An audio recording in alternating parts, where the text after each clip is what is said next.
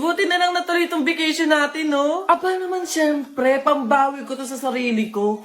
Visit kasi na Kenneth na yun eh. Hindi na nga nagbabayad ng utang, nakuha pa mag-cheat. Nandito tayo para mag-enjoy Andiyan ka na naman sa ex mo. Oo naman no. Pumunta ako dito para mag-relax, magpahinga at mag-move on. Deserve kong sumaya ngayon. Right, sister? Right? Hello, ma'am. Good day. How can I help you? Hello po. Kami po yung tourist na nagpa-reserve ng room. Ken Bramozo and Kennedy Kasitsit po yung names. Wait, ma'am. Let me check our records po. Ma'am, upon checking po, wala po yung names nyo sa records po namin. What? Paano nangyari yun? Nabayaran ko na yun sa banking app ko Bayad na yun, matagal na. Ma'am, pasensya na po, pero sabi po kasi dito, nag-cancel at nag-refund daw po kayo. Wala ako natatanda ang nangyaring ganun, miss. Sis, try mong humingi ng CSR dyan sa bank mo. Hingi ka ng transaction history. Sige, wait. 1 hour later. Ano sis, kaya pa ba? Teka, walang sumasagot na CSR. Puro robot lang naman yung nakaka-chat ko, pinapaikot-ikot pa ako. Wala rin naman sumasagot sa hotline. Naku sis, mag-relax ka na lang muna, ako na bahala. Kuya, nag-accept ba kayo ng walk-ins? Yes po, pwede. Pwede ko bang magamit yung GoTime card ko? Naku ma'am, much better po. Smooth transaction po kasi kami kay GoTime eh. Wait lang po process ko na po.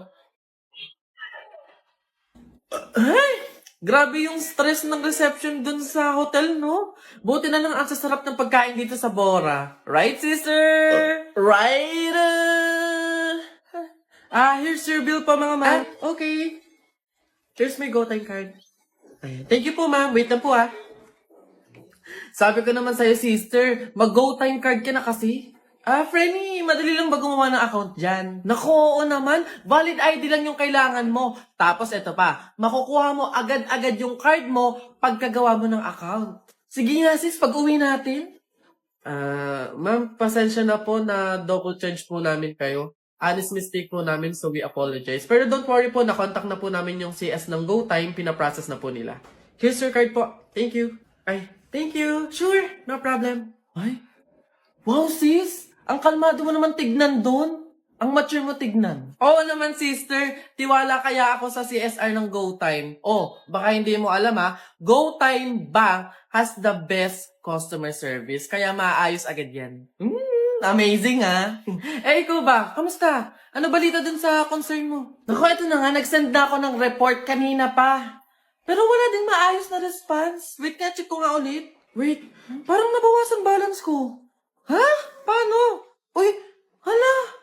Nababawasan pa siya, sis. Sis, bilisan mo. Tumawag ka kaagad dun sa hotline nila para ma-freeze muna yung account mo. Teka.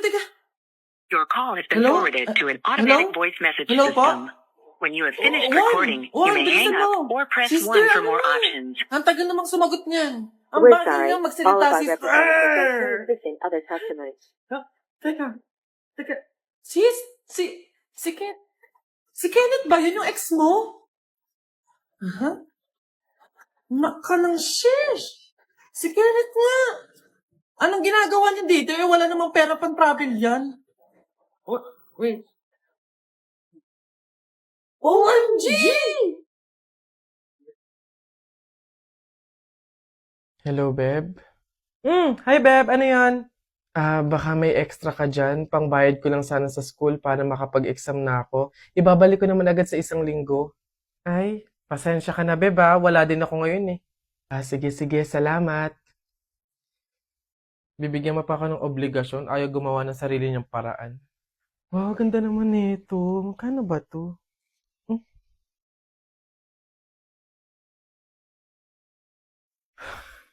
Hello, Beb. Bakit? Ano ba yun? Beb, tatanong ko lang sana kung may extra ka dyan. Uuwi kasi ako ng probinsya eh. Doon ako nakahanap ng trabaho. Ibabalik ko naman agad pagkasahod ko. Wala! Okay? Wala ako ngayon. Ganun ba? Salamat, Beb, Pasensya ka na. Visit?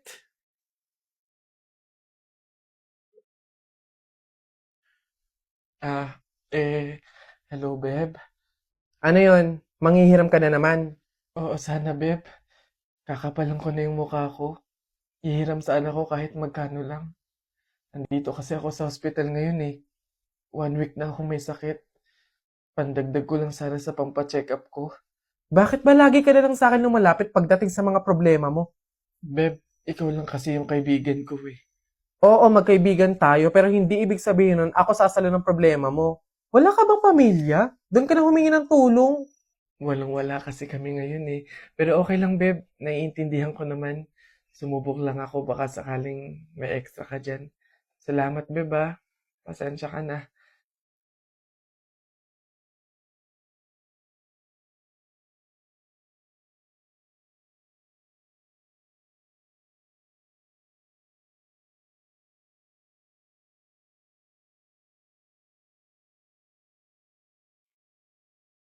One week nang hindi online si Jennifer ah. Hello, Jennifer? Hello, Iha? Oh, tita, bakit kayo pa yung sumagot? 1 week na po kasing hindi nag-online si Jennifer eh. Kakamustahin ko po sana siya. Iha, wala na si Jennifer. Ano po? Pasensya ka na kung hindi ka namin nasabihan agad ah.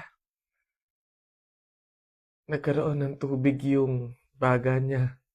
Nagkaroon din ng malaking bukol yung dinadaluyan ng hangin kaya maging mga oxygen dito sa hospital eh hindi na kinaya. Iha, mamaya na yung libing niya. Iniwan na tayo ni Jennifer.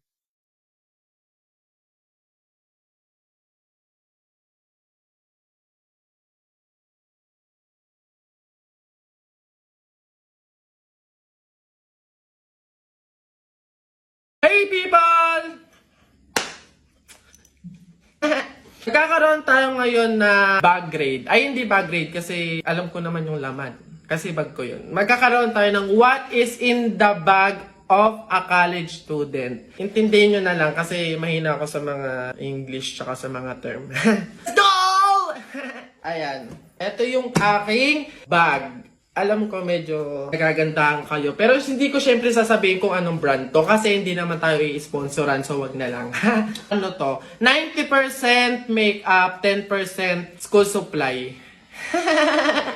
Unahin natin yung mga essential. Mga school supply parang di naman masyadong.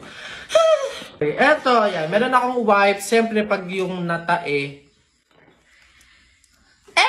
Siyempre, hindi mawawala. Talagang elementary days pa lang, may polvo na. Mga panahon na nagmamantika. So, kailangan mo nito. Tissue. Siyempre, ito, after mo mag-wipes sa jebs mo, tissue naman. Salamin. Alam nyo ba mga people, eto, grade 10 pa ako nito. So, 4th year high school. Ano na ako ngayon? 4th year college, graduating. Ano naman ngayon?